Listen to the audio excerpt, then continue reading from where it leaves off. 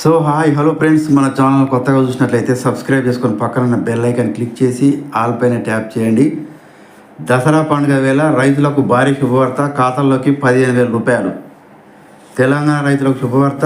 తెలంగాణలో కాంగ్రెస్ ప్రభుత్వం అధికారంలోకి వచ్చినప్పటి నుండి హామీలు నెరవేర్చడంపై ప్రత్యేక దృష్టి సారించింది. ఈ క్రమంలోనే 6 ప్రధాన గ్యారెంటీల అమలును మొదలుపెట్టింది.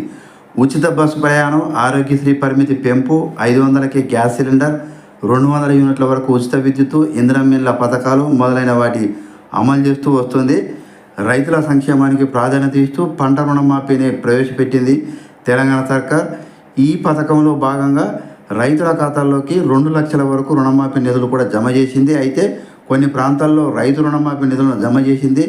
అయితే కొన్ని ప్రాంతాల్లో రైతు రుణమాఫీ అమలు కాకపోవడంతో కొన్ని ప్రాంతాల రైతులు తమ అసంతృప్తిని వ్యక్తం చేస్తున్నారు. ఈ సమస్యను త్వరలోనే పరిష్కరించి అర్హులైన రైతులకు నిధులు అందజేస్తున్నట్లు ప్రభుత్వం తెలిపింది.